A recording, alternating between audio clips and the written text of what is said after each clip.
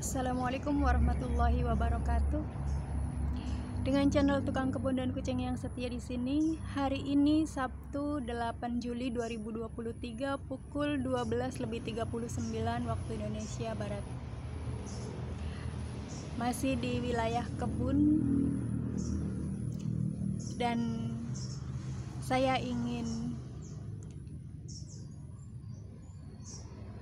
sedikit berbicara di sini menanggapi dan mengulas salah satu komentar dari pemirsa channel Tukang Kebun dan Kucing yang setia, yaitu mengenai penggiringan opini.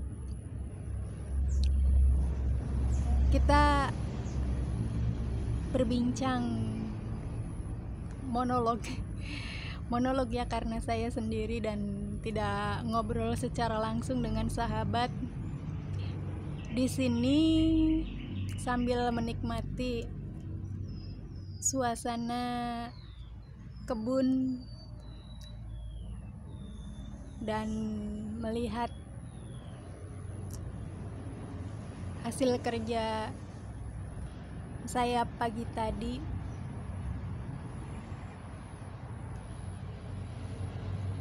Kamera enaknya menghadap ke arah mana ya? Ya,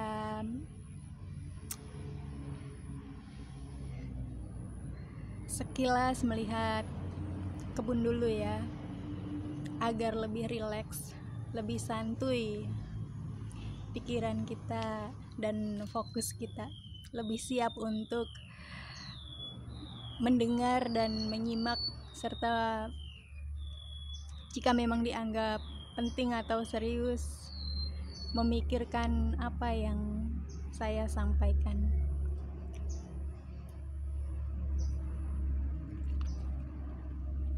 Baiklah, kita tentukan sudutnya menghadap ke sini saja.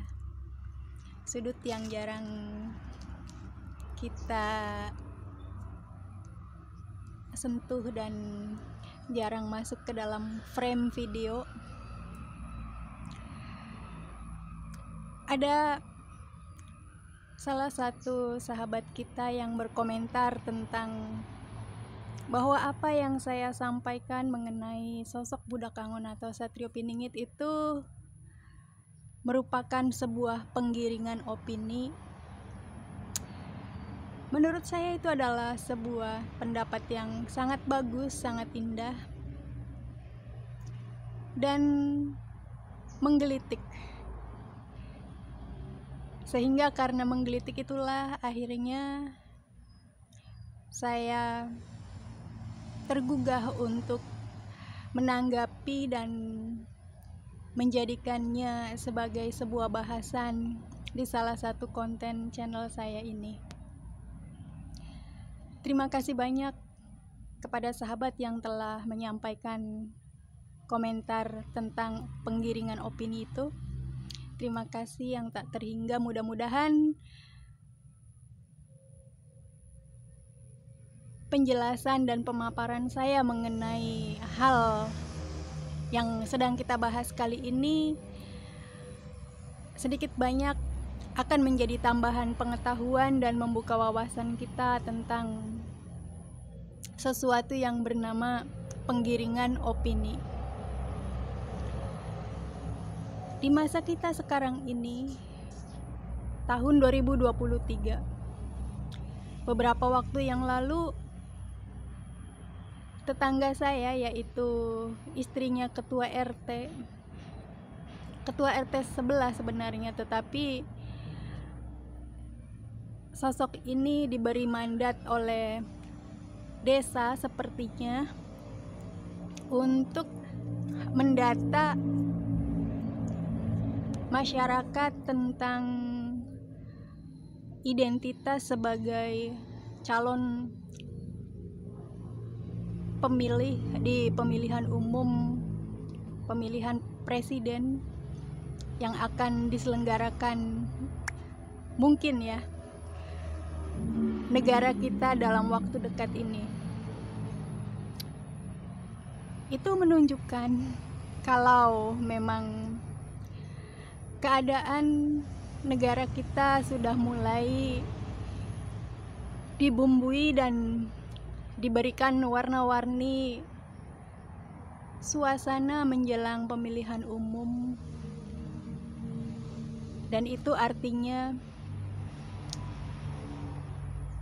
mulai dipenuhi dengan hal-hal yang berbau politik, termasuk di dalamnya tentang pendapat mengenai penggiringan opini.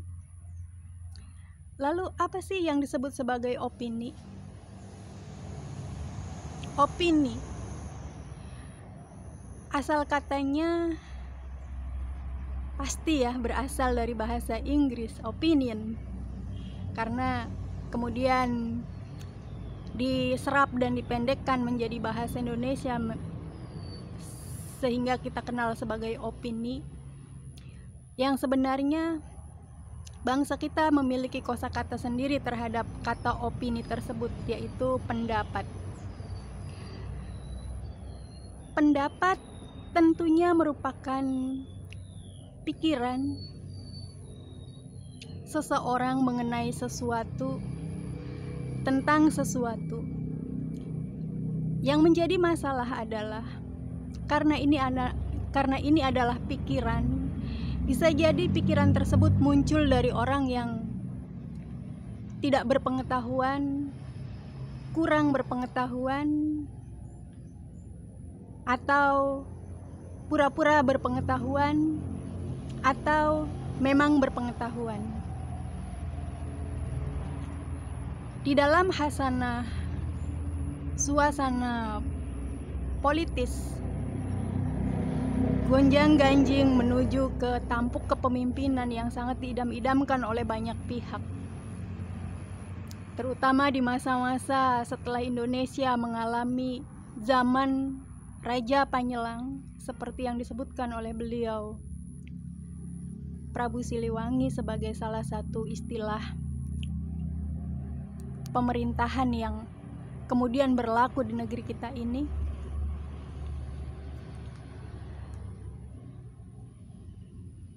Penggiringan opini adalah sesuatu yang bagi saya, menurut saya, jahat, keji, dan tidak adil.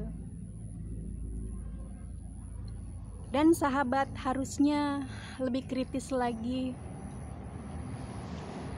Apalagi saya yakin sahabat seluruhnya bukanlah orang yang tidak bisa berpikir, bukanlah orang yang tidak memiliki informasi awal mengenai hal-hal yang saya sampaikan dan saya bahas sebagai tema utama di channel ini tentang penggiringan opini. Benarkah saya menggiring opini? Jikapun benar, tentu saja kita harus bertanya, opini yang seperti apa? Dan digiring ke arah mana? Baiklah, saya akan paparkan tentang tahu dan tidak tahu, karena opini berhubungan erat dengan pengetahuan. Menurut pendapat para ulama, ada 4 hal yang berhubungan dengan tahu dan tidak tahu, yaitu 1. Hal di mana seseorang tidak tahu bahwa dia tidak tahu.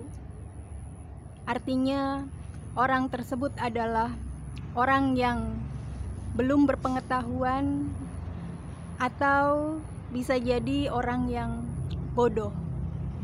Maaf ya, saya tidak bermaksud untuk berkata kasar, tetapi ini hanya untuk menjelaskan tentang hal yang sedang kita bicarakan.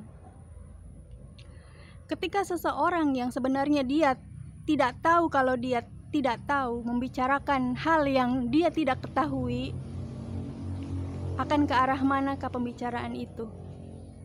Pasti akan menjadi pembicaraan yang sesat, dan lebih mengerikannya lagi, lebih parahnya lagi, akan menyesatkan. Yang kedua adalah orang yang tidak tahu kalau dia tahu. Maka orang ini bisa jadi adalah orang yang belum belajar.